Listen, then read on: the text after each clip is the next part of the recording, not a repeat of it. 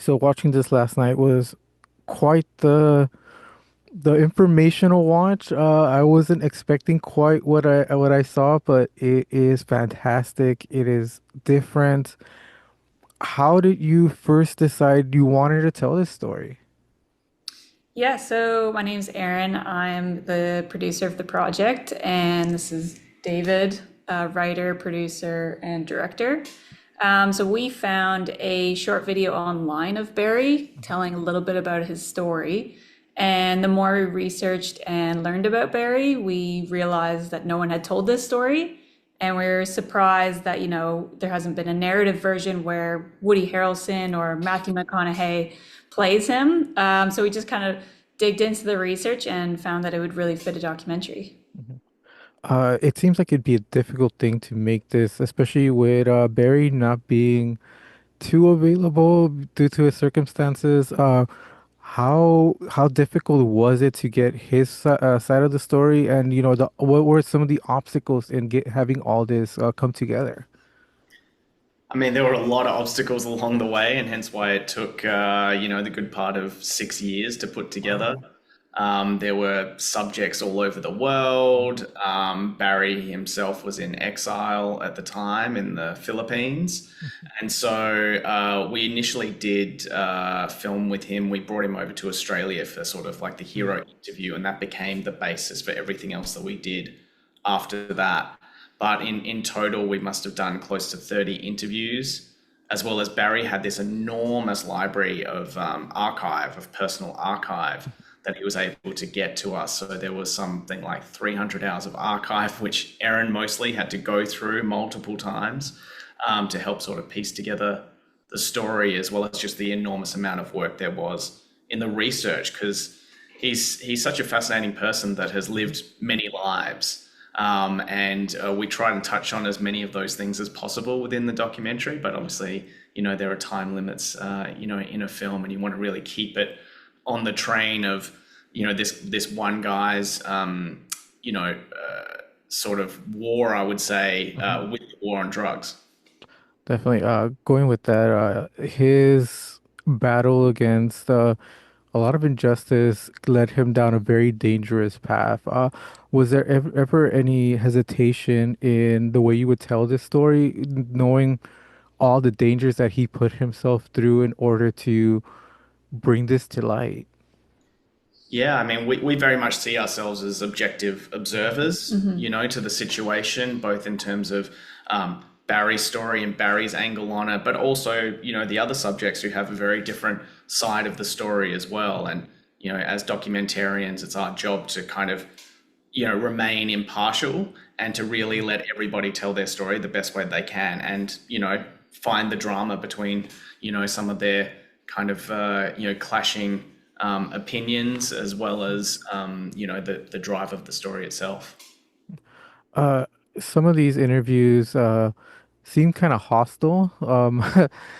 Uh, how do you handle, the different situations that you're put in when conducting interviews? Because some people might be more inclined to tell the truth, and other people to kind of sugarcoat what's happening.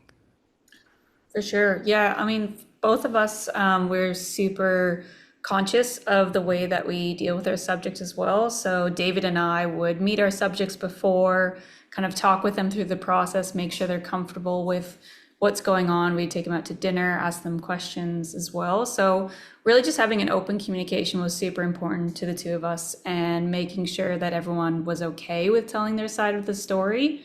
But if we have to stop as well in the interview and they've got questions, or like, should I say this and that?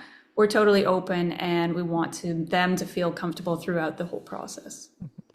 Legally, is there anything that you guys were skeptical about putting on screen that you thought can possibly have repercussions either on the crew making this documentary or Barry?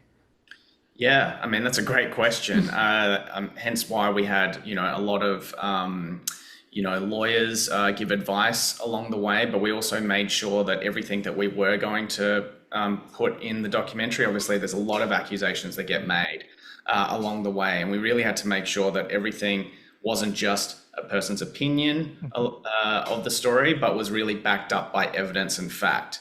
And so once we had those, documents or other verified information, that gave us the backing to be able to put the things that we do put on screen. Mhm. I think Barry comes off very emotional, especially towards the end. But he's a very intelligent person. He kind of covered his bases a lot. Um, how do you begin to research and verify what he's saying, especially because a lot of the stuff he did was brand new, had never been done by somebody before. Yeah, absolutely. I mean, in the research process, even before our first initial interview with him, was I did over 9 months of research, just kind of looking at everything into his story. We had incredible help from archival producers as well to kind of dive deeper into, the historical facts of the Permian Basin Drug Task Force, for example, as well.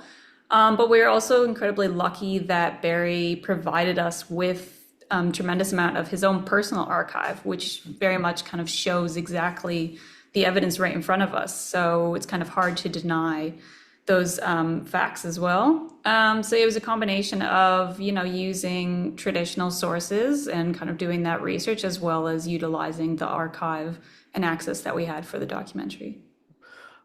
Joe Commander, his interviews, he can come off very strong, but at the same time, it seems that from the documentary, he loses control at a certain point, and he's not quite sure of what information he wants to give. How did that interview come about, especially when he's a person that, a person of interest in this whole story that is not necessarily a villain, but is not necessarily a good guy. He's somewhere in the middle. Yeah, I mean, that was like, one of the trickier parts of, what we did in the documentary. And obviously, when accusations like that are made, we have to investigate them and Mhm. we have to kind of follow the story where it goes. And there were a lot of times, throughout the making of it that, we would start with a subject, they would tell us certain things, and then that would spin us off into another direction of research and storytelling that we had to dive into, and that happened along the way many times. I mean, they do say if you end up making the documentary that you started making, then you didn't make a documentary. Mhm. And so for us, although we had this quite large wealth of information in terms of from Barry, in terms of the interview with Barry, the enormous amount of research that Erin had done, all of his archive, there's just a lot more to the story as there should be, with any good documentary. And so that's why I guess it took an enormous amount of time, particularly in the editorial process, to find and refine that story to where it, kind of works from start to end and covers all these huge gamut of things. There's so much that we had to leave on the cutting room floor as well, which are incredible stories. But you have to sort of like very much find the very direct arc and line in a story and be able to craft that into something that feels like it's driving from one sequence to the next and makes perfect sense to an audience. Now that you've created this very impactful documentary, you're bringing it to Dances with Films, which will be screened at the TCL Chinese Theater. How does that feel? We're super excited.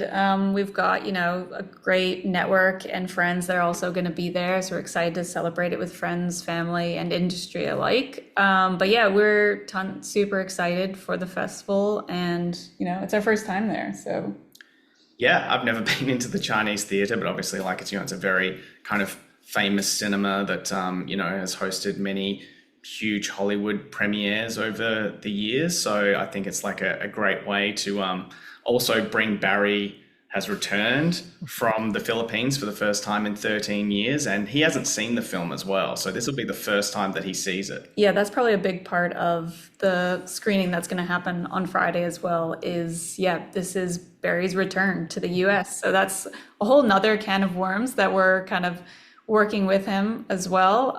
But we're super excited for everyone to kind of see him and ask him some questions at the Q&A. That is super exciting. aside from, getting to see this with with an audience, and looking at their reaction, what reaction are you hoping to get from Barry? You never know with Barry what the reaction's going to be. So I don't want to have any expectations of what that might be. But, he's certainly a person who's not shy of the camera, and he's certainly a person who, you know, can kind of go any way at any point and has lived many, many lives throughout the process. So I hope we've done, his story and everybody else within the documentary. I hope we've done them, the justice that it deserves. And really are just excited to kind of feel that ride with an audience, because largely when you're a filmmaker, you spend so much time in a dark room, just sort of working away and thinking, I think this works. I think that lands. I think that makes sense. But you don't really know until you get, 100, 200 strangers in a room and hit play.